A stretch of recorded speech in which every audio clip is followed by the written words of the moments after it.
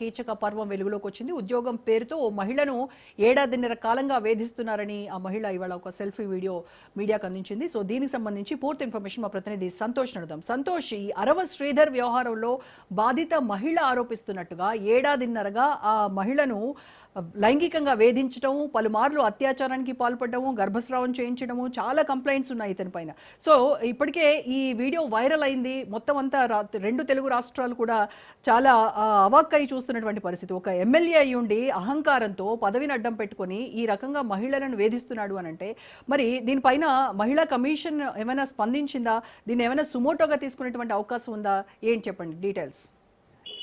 ఏదైతే ఇటు Janasena MLA railway Koduru అరవ శ్రీధర్ ఈ యొక్క సోషల్ మీడియా వేదికగా జరిగినటువంటి ఈ యొక్క కీర్తిక పరిమాణం చూసుకున్నట్లయితే కనుక ఒక మహిళని వేధించినటువంటి పరిస్థితులు కూడా ఇప్పుడు మనం తాజాగా చూద్దాం. దీనికి సంబంధించి ఇప్పటికే మహిళా కమిషన్ చైర్పర్సన్ అయినటువంటి రాయపాటి శైలజ సైతం కూడా స్పందించడం జరుగుతోంది. దీనికి సంబంధించి విక్టిమ్ తోటి కూడా మాట్లాడడం, ఏదైతే ఈ జరిగినటువంటి ఘటన వివరాలన్నీ అడిగి తెలుసుకోవడం, ఎంతటి వారైనా ఉపేక్షించేది లేదు అంటూ కూడా మహిళకి భరోసా ఇవ్వడం కూడా జరుగుతూ ఉంది. దీనికి సంబంధించి వివరాలన్నీ కూడా తెలుసుకోవడంతో పాటు అసలు ఏం జరిగింది, ఎప్పటి నుంచి ఈ యొక్క సంఘటన అనేది జరుగుతుంది, ఎలా జరిగింది, ఇవన్నీ కూడా వివరాలన్నీ తెలుసుకున్న అనంతరం కూడా ఇక డీజీపీ తోటి సైతం కూడా మాట్లాడడం కూడా జరుగుతూ ఉన్నట్టు కూడా మనకి సమాచారం అందుతూ ఉంది. ఏదేమైనప్పటికీ ఈ యొక్క ఘటన చూసుకున్నట్లయితే కనుక జనసేన పార్టీ తరపు నుంచి కూడా, అంటే గతంలో చూసుకున్నట్లయితే కనుక వైసీపీకి చెందినటువంటి కొంతమంది నాయకులు మహిళలపై చేసినటువంటి అఘాయిత్యాలపై కూడా పార్టీ అధినేత పవన్ కళ్యాణ్, జనసేన పార్టీ అధినేత పవన్ కళ్యాణ్ ఘాటుగా స్పందించడంతో పాటు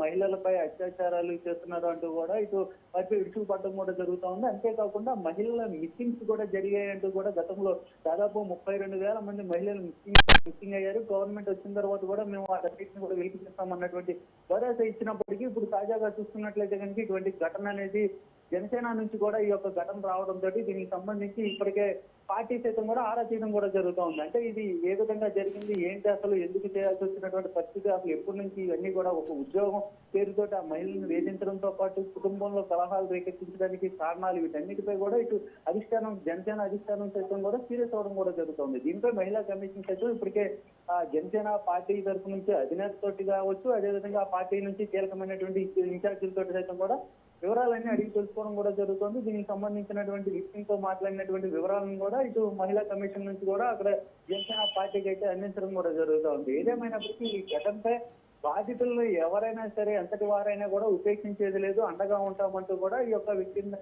ఏదైతే బాధిత మహిళకైతే కనుక ఇటు మహిళా కమిషన్ నుంచి అయితే కనుక భరోసా అనేది కల్పించడం కూడా జరుగుతూ ఉంది. ఏదేమైనప్పటికీ ఇటువంటి ఘటనలు పునరావృతం కాకుండా తీవ్రమైనటువంటి చర్యలు, అంటే ఒక ఎమ్మెల్యేపై కూడా చర్య తీసుకుంటే కింది స్థాయి వారిపై కూడా ఎటువంటి చర్యలు కూడా సిద్ధంగా ఉన్నామంటూ కూడా ఒక మెసేజ్ అనేది కూడా ఇవ్వడానికి ఇటు మహిళా కమిషన్ నుంచి అయితే కనుక ఒక సందేశాన్ని అనేది కూడా ఇవ్వడానికి సిద్ధంగా ఉన్నామంటూ ఆ బాధిత మహిళకైతే కనుక దీనికి సంబంధించి ఒక భరోసా అనేది కూడా ఇవ్వడం కూడా జరుగుతూ ఉంది.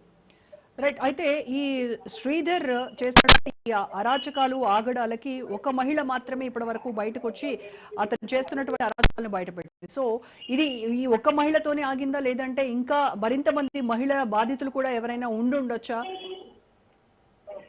ఏదైతే ఈ యొక్క సోషల్ మీడియా వ్యక్తిగా ఇప్పుడు తాజాగా ప్రచారంలోకి రావడం, అదేవిధంగా బాధిత మహిళకి సంబంధించినటువంటి వీడియో అనేది వైరల్ అవడం కూడా జరుగుతున్నటువంటి నేపథ్యంలోనే దీనికి సంబంధించి ఆ ఎమ్మెల్యేకి సంబంధించినటువంటి బాధితులు ఎవరైనా ఉన్నారా అన్న దానిపై అయితే కనుక అన్న కోణంలో కూడా ఈ యొక్క విచారణ అనేది కూడా కొనసాగిస్తున్నటువంటి పరిస్థితులు కూడా కనపడతా ఉన్నాయి. దీనికి సంబంధించి రాష్ట్ర డీజీపీ స్థాయికి కూడా వెళ్ళడం, దీని డీజీపీకి ఫిర్యాదు ఇవ్వడంతో పాటు ఇక్కడ మహిళా కమిషన్ నుంచి ఆ వివరాలన్నీ అడిగి తెలుసుకున్న తర్వాత అవసరమైతే శాఖాపరమైనటువంటి చర్యలతో పాటు ఇప్పుడు జనసేన పార్టీ తరఫు నుంచి ఏ విధమైనటువంటి ఖండన రాబోతుందన్న దానిపై తెలుస్తోంది. మరోవైపు చూసుకున్నట్లయితే కనుక ఇంకా ఎవరైనా బాధితులు ఉంటే రావచ్చు అంటూ కూడా ఒక సందేశాన్ని కూడా ఇస్తున్నట్టు కూడా తెలుస్తుంది. ఏదైనా ఒక ఉద్యోగం పేరుతోటి మహిళని ఇటువంటి అఘాయిత్యానికి అయితే, దారుణానికి అయితే కనుక ఒడిగట్టినటువంటి నేపథ్యంలోనే ఒక ఎమ్మెల్యేనా లేదంటే కింద స్థాయి వారు కూడా ఈ యొక్క ప్రలోభం పెట్టారు. అంటే ఎమ్మెల్యే ఆఫీస్ లో ఉండేటువంటి వారు కూడా ఇంకా ఆ అమ్మాయి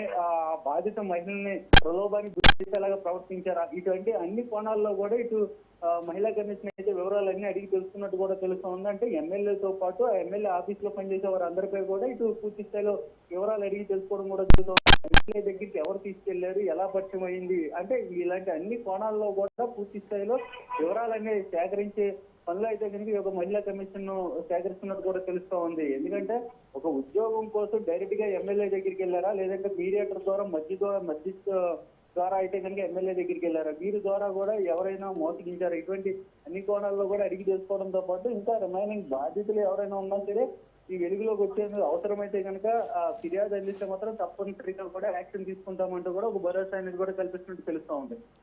రైట్, థ్యాంక్ యూ సంతోష్.